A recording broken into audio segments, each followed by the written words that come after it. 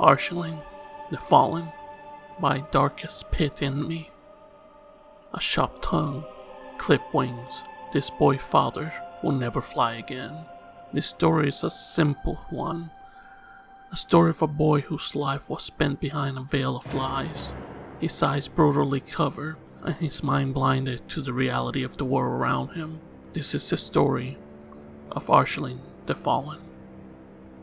This story begins how most do, with a proud father, salty tears staining his face. A boy enters the world, a shock of platinum hair on his small head, and a happy gurgle coming from his mouth. The boy's name is Arshilin, and he has entered this world laughing, and he will leave it the same.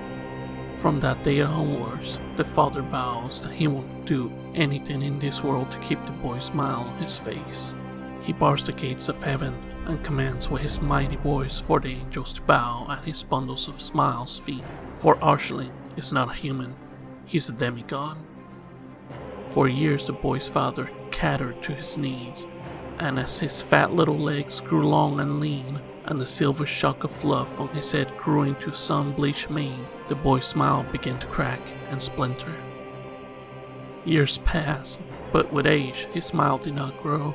Alas, as it was his father's despair, he vowed that he would put that smile on his dear son's face.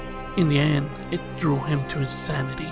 The obsession overtook his mind and clouded his thoughts. Day and night he would pace the halls, wondering what to do that would not paint him a failure in his perfect son's mind. People on the outskirts of heaven despaired, for the gates had not been opened in years. Yet the boy's father could not bring himself to open them, as he knew that when he did, the nature of earth would be exposed to his dear son, and the jig will be up. With every trial the boy's father threw at him, Arshilin refused to smile. Now the candy floss reigns and the endless presents were not enough for him, for this boy had only one wish.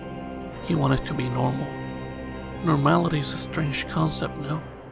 Even when it was unattainable, this boy still lied awake at night, letting daydreams of schoolwork and first kisses consume him, and for a moment, a smile will flash up across his face. But then he fell back to earth, and the tears will once again overtook him. And yet the boy understood. He believed the tales his father told him, that the gates could not be opened, lest the murderous outside world be let in, so he bit his tongue and kept his grief inside him, until one day, when he finally had enough. It was the day of his 15th birthday. His father had asked him what he had wanted. All requests the previous years for tricycles, movies, and balloons had been joyfully met, but this year he wanted something different. "I want to see the outside world," he had said. His father's expression had been one of shock, anguish, and finally, hurt. "But is this not enough for you? I have given you everything here. You have the whole world at your fingertips. You're a demigod. You can have anything you want. Look, why don't you pick another present, okay?" he stuttered. "Father, I am now 15 years old. I think I am old enough to decide for myself." Deep in his eyes was a rooted anger which threatened to spill. "Let me see the outside world." "I'm afraid I cannot allow that. It is too dangerous." His hands began to shake. His obsession was pushing him, telling him that he couldn't let his only son leave. Arshilin, the boy who entered the world smiling, how could he want to leave? "You have locked me in this cage for 15 fucking years of my life. You have taken away my childhood and replaced it with this deluded fantasy of what I want. I'm sick and tired of you dictating my choices and my life for me. If I want to leave, then I shall." His knees buckled, and he fell to the ground, sobs racking his body. His father was standing there, shell-shocked, his brain filled with corrosive thoughts. He picked up his son's limp body, finally worn out, and he lifted this mess of a child. The tears fell onto his robes. How had he let it get this far? How could his son, who had entered the world smiling, be sobbing onto his white robe right now? His body was ever so light, like air. Arshilin, meaning smile. His fist clenched. Enough was enough. "Forgive me, my son." With that, he locked his son in the highest point of the tower, When Arshilin awoke, the first thing he felt was the deepest, bitterest sensation of calm. He finally knew what he had to do. After all these years, it was oh so clear to him. He simply had to do it for himself.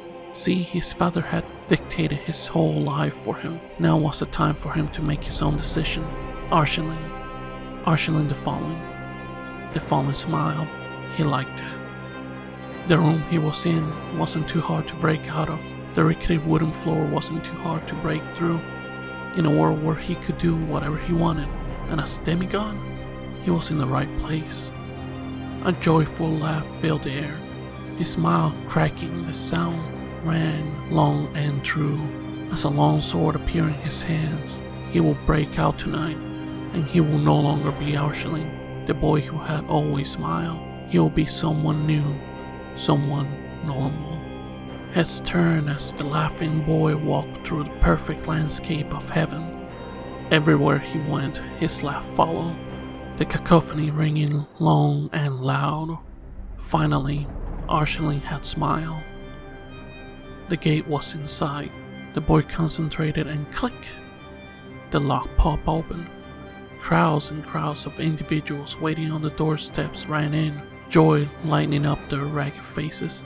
Tears of relief ran down their faces. The gates were finally open. They finally had home. Disgust ran through the boy's vein as he had witnessed the selfishness of his father's actions. This was the dangerous world he has grown up in. This was what cost him his awful childhood. He continued on, his white fist clenching the sword that was strategically placed at his side. His white wings soon blackened as the anger at the reality of Earth was shown to him. Here was everything he had ever wanted. Here was normality, and yet his father had denied him this for the sake of a smile? Rage ran through Arshilin's veins. His chocolate eyes turned red. He turned around, the open gates of heaven taunting him, inviting him in.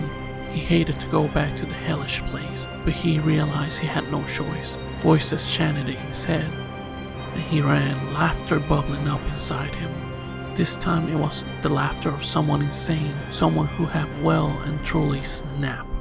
The boy found his father where he knew he would be, angrily surveying the scene at the gates. Panic was lacing his every syllable as he tried to find the culprit who had opened the very gates that had held his very son. "Hello, father." Turning to see his dear son smiling, he breathed a sigh of relief. "Oh, there you are, my dear. I was thinking maybe that you wanted..." He trailed off, the words running away from his open mouth. His son was still staring at him, a victorious smile adorning his features. When he spoke, his voice was dripping with a deep, hateful kind of laughter. "You lied to me, father. I'm sorry. I just wanted to keep you safe and..." Arshilin raised his sword, still smiling. "And what?" And I wanted to make you smile." "What?" "Well, I'm fucking laughing now, father. What, are you happy? Doesn't this just make you joy drip through your veins?" He raised his sword. "Even my name means smile. Don't tell me to smile, father. Give me a reason to." "But did you?" "No. You locked me out of the only place I could ever call home. You took my entire childhood away from me. And you lied to me." His sword was resting on his father's throat, nibbling at his Adam's apple, teasing him almost. "You lied to me." He made a little cut, blood dripping slowly from the wound. "And you know what we do to liars?" In one swift motion, Arshilin slit his father's throat. "We cut their fucking tongues out." With two pale fingers, the boy opened his once sane father and took his tongue in his grasp. His long sword leisurely cut it out, laughing the whole time. "I think I'll take your wings too," the boy murmured to himself. A sharp tongue clipped wings. The boy's father will never fly again. Is this where the story ends? In some sense, yes. The liar was served justice. The boy became a benevolent ruler of heaven. But if he ever catches a liar, well, You know what they do to liars. Well, quite a story. Took me way too long to finally get to read this story, folks. Thank you all for your patience. If you like the story, leave a like and a comment. If you want to hear more stories, subscribe, and I'll see y'all on the wasteland.